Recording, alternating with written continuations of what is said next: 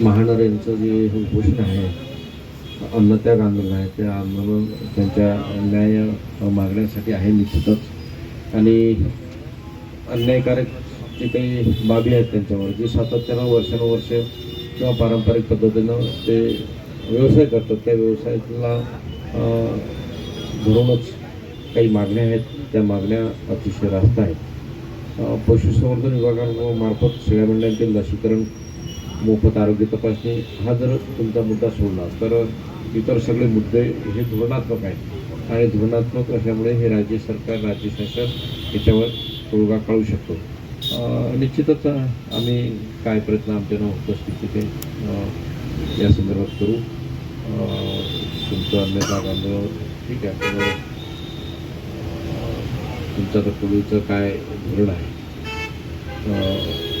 मेंढपाळांवर अन्याय करतात आणि अन्याय करत असताना त्यांना न्याय द्यायला सरकार पुढे येत नाही.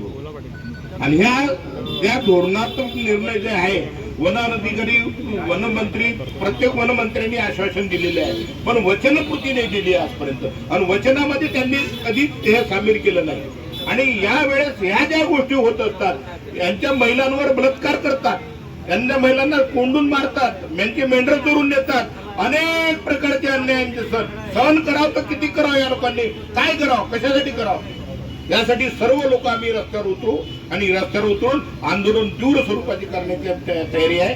पण उपोषण हा मार्ग नाही आहे, तुमचं बरोबर आहे हो, पण आता त्या पोरावर काय अन्याय झाला असेल ते त्याला माहित.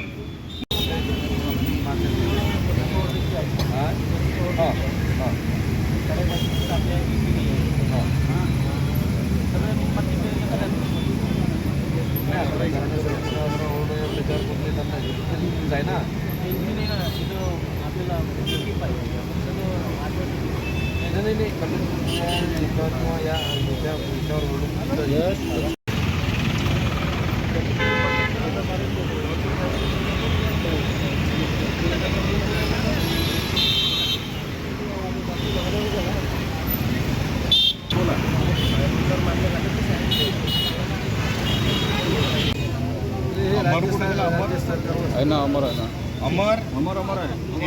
राज्य सरकारच्या तर तुमचे हे पशुसंवर्धन विभागामार्फत हेच फक्त इथं होऊ शकते.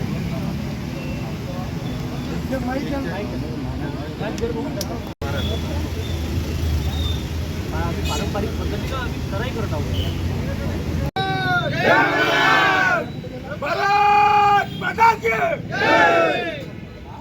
पुण्यश्लो गाईला माता की जळकोट जळकोट असा कसा देत नाही,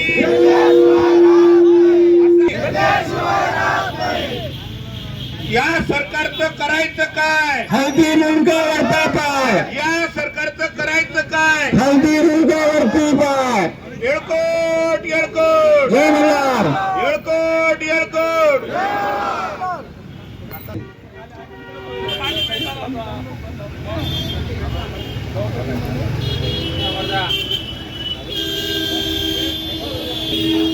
मेंढपाळांना न्याय, मेंढपाळांना न्याय. आहेत आमच्या चराई क्षेत्रातल्या बाबतीत आहे आणि पशुसंवर्धनच्या आहे आणि मेंढपाळांना स्पेशल आरक्षण या माध्यमातून आमच्या 8-9 मागण्या आहेत. सगळ्यात जास्त त्रस्त मागणी आमची चराईची आमची पारंपरिक आजोबा पंजोबा आमचे चराईच्या त्या जंगलातच राहत होते, पण आजकालचे अधिकारी येऊन जातात तिथं आणि लाखो रुपयाचा दंड फाडतात. आणि पशुसंवर्धनचं जे आहे, आमच्या वर्षातभर मॉर्टिलिटी 4 महिने इतकी होते की एकाचं नुकसान 80 ते 90 हजार रुपये होते. इथं 10 रुपये जरी माणसाचे हरवले तर माणसाचं मन दुखतं. आमचं मन कुठं असेल हे शासनानं जाणून घ्यावं. शासनानं जर आमच्या मान्य नाही केल्या मागण्या तर आम्ही आंदोलन एवढं तीव्र करू की शासनाला म्हणजे कोणतंही शासकीय कार्यालय जे आहे हे चालू देणार नाही. आज पालकमंत्री पालकमंत्र्यांना आम्ही कलेक्टर ऑफिसमध्ये घुसू देणार नाही. हेच पहिले प्लॅनिंग आहे आमचं. आपण त्या प्रयत्न केले होते. आज अर्जुनजी महानर यांनी अन्नत्याग आंदोलन सुरू केलेलं आहे. त्यांचे जे काही मागण्या आहेत त्या रास्त आहेतच, कारण अनेक वर्षापासून हा समाज सातत्यानं मेंढपाळी करून आपला उदरनिर्वाह करतो आणि उदरनिर्वाह करत असताना त्यांच्या जर मेंढपाळांना जर चारा मिळत नसेल, ते जर कुठं चारत असतील तर ते जर वन विभाग त्यांना वारंवार त्रास देत असेल, त्यांच्यावर फार मोठ्या प्रमाणावर दंड आकारत असतील, अशा पद्धतीची हे अतिशय चुकीचं आहे, हे सुलतानी आहे. त्याचबरोबर त्यांचे जे काही अनेक प्रश्न आहेत, मग स्वतंत्र आरक्षण असेल किंवा त्यांना अजून काही सुविधा असतील, त्या सुविधा अजून, कारण मेंढपाळ हे साधारणतः जंगलातच राहणारे लोक आहेत, त्यांचे वस्ती करून राहतात, त्यांचे पाल मांडून बसतात आणि त्यांना सुविधा हे देणं गरजेचं आहे. पण याच्यात राज्य सरकारची मानसिकता पाहिजे, राज्य सरकारनं पुढाकार घेणं गरजेचं आहे. सकारात्मक भूमिका राज्य सरकारनं घेऊन या मेंढपाळांचे प्रश्न सोडवावेत, अशी मी शासनाला सुद्धा विनंती करेल. आणि मी या मेंढपाळांच्या आंदोलनाच्यासाठी त्यांच्यासोबत आहोत, हेच या प्रश्नाचं. तो आज पालकमंत्री अमरावती दौरा या संदर्भात मी पालकमंत्री महोदयांसोबत चर्चा करणार आहोत. यांचे मुद्दे आता पालकमंत्री महोदय आल्यानंतर मी त्यांच्यासोबत बोलणार आहोत.